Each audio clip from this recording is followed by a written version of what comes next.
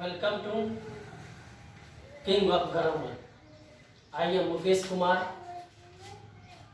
First video आज YouTube channel पर upload करने जा रहा हूँ। सबसे पहले हम यह जानकारी प्राप्त करेंगे कि अल्फ़ाबेट क्या है, इंग्लिश ग्रामर क्या है। तो मैं सबसे पहले इंग्लिश ग्रामर के बारे में जानकारी प्राप्त करता हूँ। इंग्लिश ग्रामर इसका हिंदी होता है अंग्रेजी व्याकरण।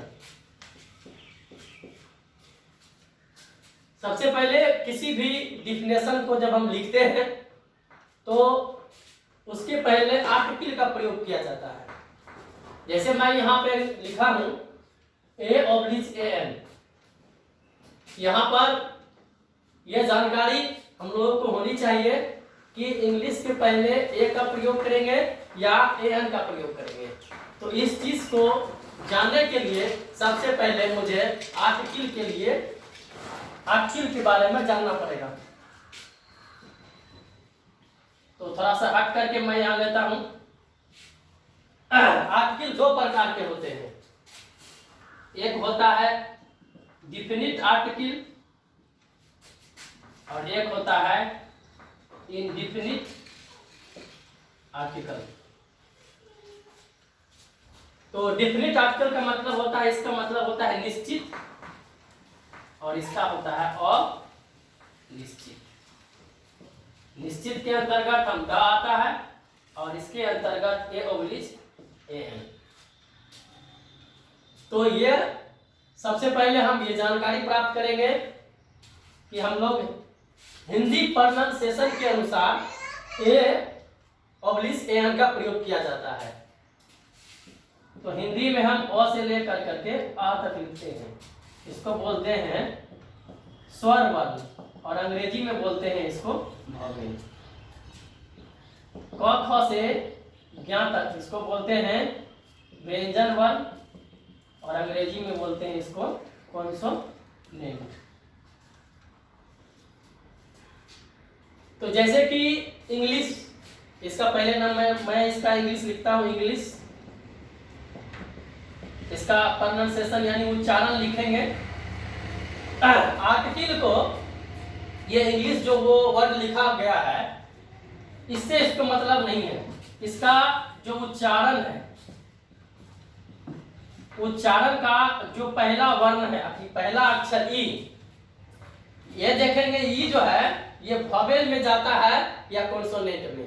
अगर यह वॉवेल में जाता है हिंदी उच्चारण के अनुसार तो उसके पहले हम AN का प्रयोग करेंगे। अगर वह कॉन्सोनेंट के परिवार का मेंबर बनता है तो हम वहां पर हम ए का प्रयोग करेंगे। कैसे? तो देखिए, तो यहाँ पर मैं लिखता हूं वॉवेल के पहले AN का प्रयोग होता है और कॉन्सोनेंट के पहले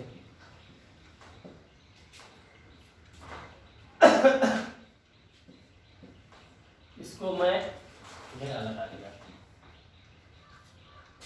अब हिंदी में इंग्लिश लिखे, इंग्लिश का पहला अक्षर क्या आया? ई। और ई देखेंगे हम लोग आ के अंतर्गत जाता है कि क ख ग के ज्ञ तक के अंतर्गत जाता है। तो ई कहाँ आता है? आ के अंतर्गत। आ के अंतर्गत हिंदी में स्वर वर्ण हुआ और अंग्रेजी में इसको कहते हैं वॉवेल। तो वॉवेल आया तो यहाँ पे आपका सिग्नल दे रहा है किसका प्रयोग करना है? AN का प्रयोग करना है। अगर कॉन्सोनेंट का परिवार का मेंबर यानी होता है क ख से ज्ञ तक का ये होता है तो हम वहां पर ए का प्रयोग करेंगे। जैसे कि मैं आपको एक दो एग्जांपल बता रहा हूं। हम लोग लिखते हैं एप्पल, एप्पल APPLE। तो यहाँ पर देखेंगे ये जो है ये किस परिवार का मेंबर है? वॉवेल का है या कॉन्सोनेंट का है? ए जाता है आ के अंतर्गत यानी स्वर वर्ण वॉवेल हुआ तो यहाँ सिग्नल दे रहा है क्या लगाना है? AN। तो लिखते हैं एन एप्पल। अगर यहाँ पर लिख दें टेबल, टेबल, टेबल में क्या आ रहा है? तो किस में जाता है? कॉन्सोनेंट में, क ख से ज्ञ तक में। इसको बोलते हैं व्यंजन वर्ण और अंग्रेजी में कहते हैं कॉन्सोनेंट। तो यहाँ पर क्या आएगा? ए। तो इस प्रकार हम यहाँ से जानेंगे। एक ले लीजिए बैट, बैट मीन्स क्या होता है? बल्ला, लेकिन बैट लेना है, वो आया, वो का उच्चारण क्या होगा? क ख से ज्ञ तक में व्यंजन वर्ण कॉन्सोनेंट, यहाँ क्या लगेगा ए बैच। तो इस प्रकार हम ये जानकारी प्राप्त कर सकते हैं कि ए का प्रयोग कहाँ करें और ए एन का प्रयोग कहाँ करें। तो आर्टिकल में यहाँ लिखे हैं इंग्लिश ग्रामर। इंग्लिश ग्रामर में इंग्लिश का पहला उच्चारण जो होता है अक्षर हिंदी प्रोनाउंसिएशन के अनुसार वो ई आता है, और ई क्या है अ के अंतर्गत आया, वॉवेल हुआ, वॉवेल हुआ तो यहाँ पर हम ए एन का प्रयोग करेंगे, यहाँ ए का प्रयोग नहीं होगा। तो यहाँ लिखेंगे an English grammar is the science of rules and English language. चलिए आजकल का एक टॉपिक यहाँ पर और भी है, यहाँ THE को कभी हम THE कभी इसको दी पढ़ते हैं और कभी इसको दा पढ़ते हैं। यहाँ पर भी देखना है हमें कि कहाँ पर दी पढ़ेंगे और कहाँ पर दा पढ़ेंगे। छोटी छोटी गलती हो सकती है, इसलिए इस पर बारीकी से ध्यान देना अति आवश्यक है। THE यहाँ पर भी है, THE यहाँ पर भी है, और यहाँ देखेंगे किस कहां पर वॉवेल पढ़ेंगे, कहां पर कॉन्सोनेंट का उच्चारण होगा। चलिए देखते हैं। अगर यहाँ पर वॉवेल आता है तो उसको दी पढ़ेंगे, अगर कॉन्सोनेंट आता है तो वहां पर दा पढ़ेंगे। तो इसका यूज कैसे करेंगे, जस्ट उसी प्रकार।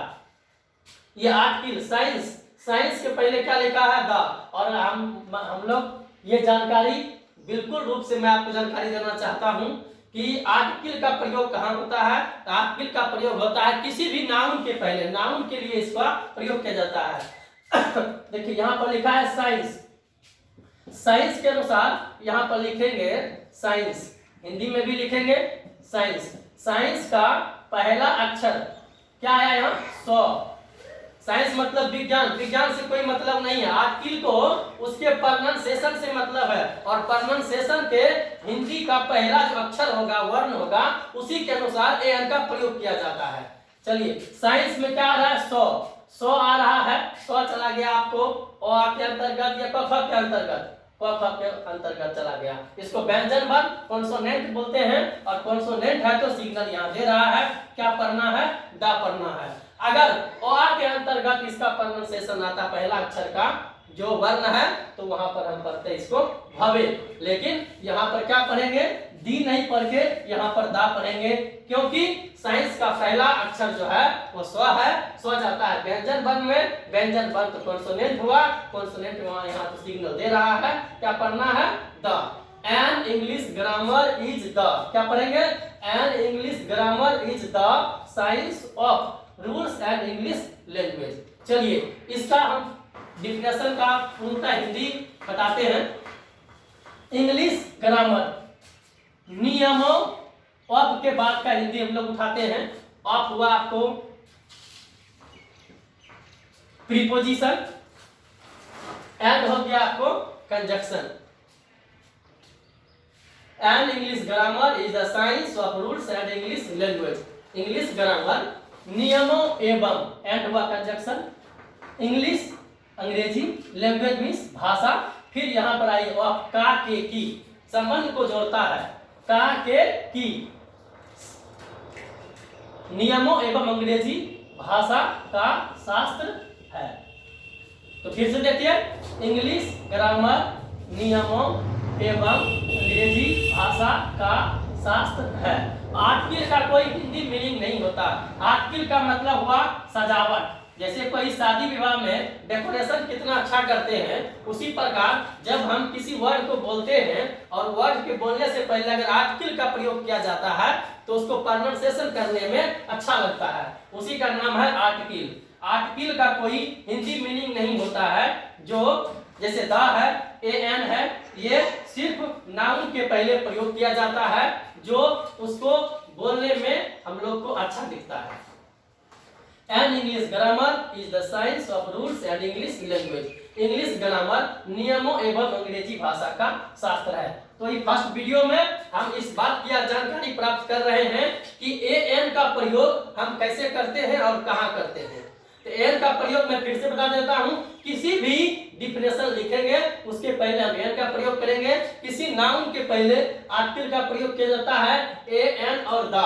और सबसे पहले पुनः एक बार जानकारी लेते हैं कि आर्टिकल दो प्रकार के होते हैं, डिफिनिट आर्टिकल और इनडिफिनिट आर्टिकल। तो डिफिनिट आर्टिकल के अंतर्गत आता है द, और इनडिफिनिट आर्टिकल का मतलब आता है ए ओरिज एन। तो एन का प्रयोग कहाँ करेंगे? किसी भी वर्ड के पहले उस वर्ड का हिंदी उच्चारण लिखेंगे। हिंदी उच्चारण जैसे इंग्लिश था, इंग्लिश का मैंने हिंदी उच्चारण इंग्लिश लिख लिया और इंग्लिश का पहला अक्षर ई आया, ई आया ई चला गया, वो आते अंतर्गत ये हिंदी में स्वर वर्ण यानी अंग्रेजी में वॉवेल बोलते हैं, वॉवेल हुआ तो हम किसका प्रयोग करेंगे? ए एन का प्रयोग करेंगे। और कॉन्सोनेंट का उच्चारण अगर आता है तो हम वहां पर ए का प्रयोग करेंगे।